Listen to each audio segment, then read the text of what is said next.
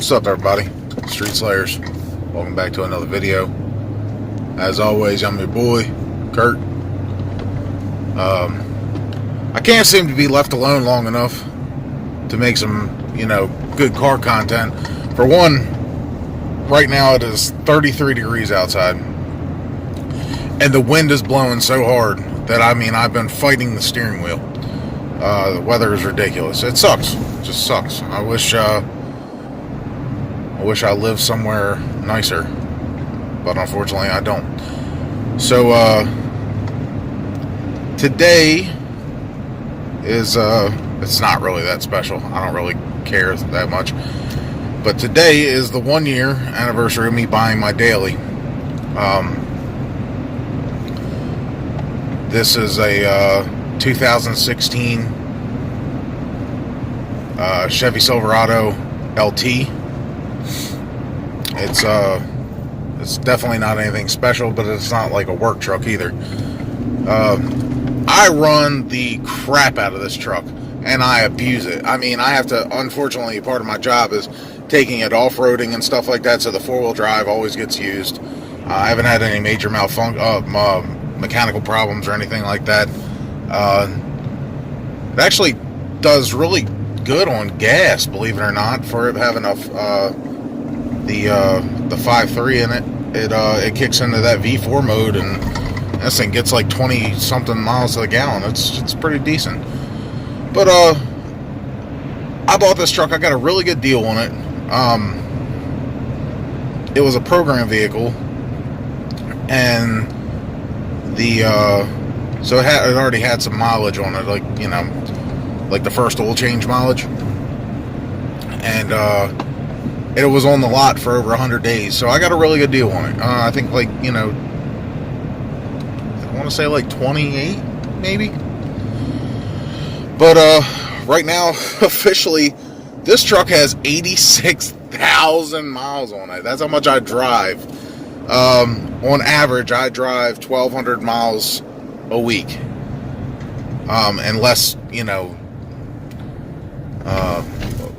sometimes more, but that's just average. I'm talking like what I have to do on a day-to-day basis at work.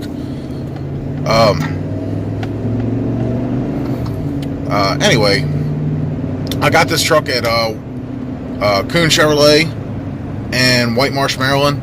If you are in the market for a Chevrolet, I highly recommend checking them out. Go see Morgan. She's amazing. She's always making the best deals she can. And if you do go check her out, please let her know that you saw this video. But they always have like the wildest stuff in stock, like the off-road package pickup trucks, that's all decked out and everything like that. They have the sickest Corvettes. Their showroom floor is always loaded down with like the sickest vets, them special edition Camaros and stuff like that. I have no beef with GMs. I like GMs. I like Ford. The reason I bought this truck though is because it was such a good deal, and I didn't think it was going to have any reliability issues. So I want to get into this California modified exhaust bullcrap, $1,000 fines. This is absolutely ridiculous. It makes me really think that we moved to a different country. I have no idea how on earth they came up with the logic of making this law. I'm not going to get too political, because unfortunately nowadays everything is radicalized. You either have the radical left or the radical right, radical left, radical right, and there is no center. I'm as center as you can possibly get.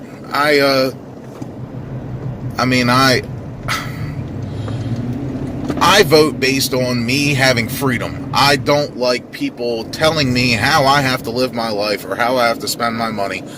And that's how basically you're going to get it. So with that being said, this is laws like this are the reason why I don't like living in a liberal state. The reason why I don't like living in liberal states is because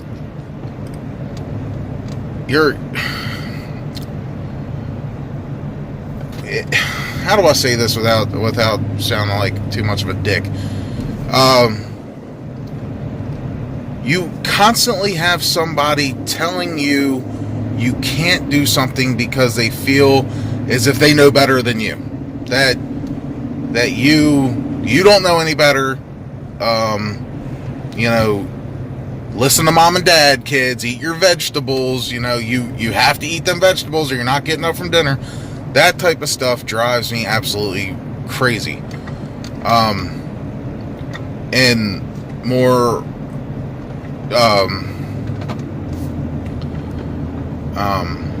and non-liberals, I guess you want to say non-liberal states, you don't have a bunch of laws telling you can't do something.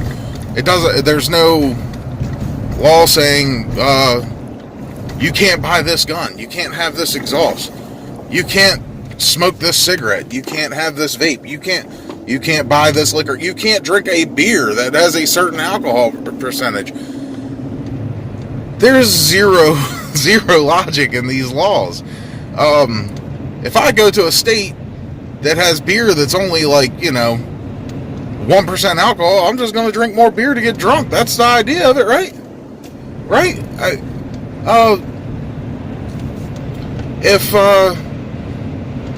I'm not going to say that. That would be bad for business. But you get the gist. If people, I live in Maryland, which is a very liberal state. We have emissions. Now, let me tell you my thoughts on emissions. On what planet is a new vehicle? And when I say new vehicle, I'm talking like built within the last 10 years. How is it not efficient? Unless somebody completely took the fuel injected motor out of the vehicle and put an old 1970s carbureted big block or something in it. How is it not running efficiently?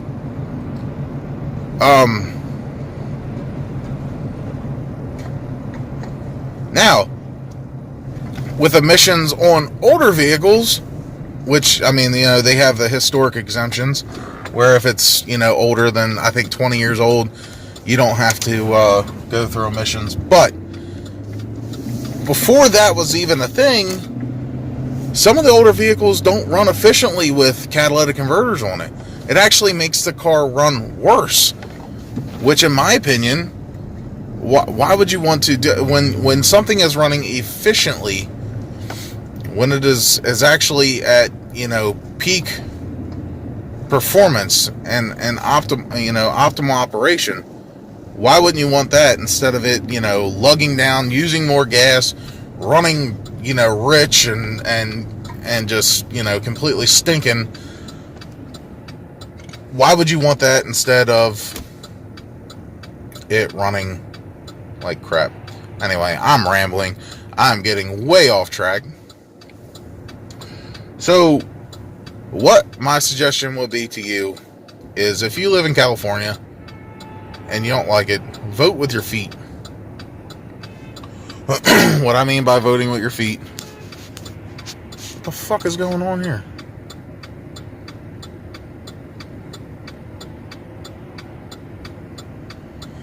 People be cray-cray.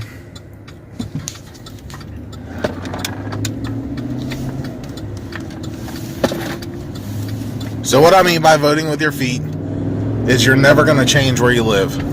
Unless for some reason you're able to,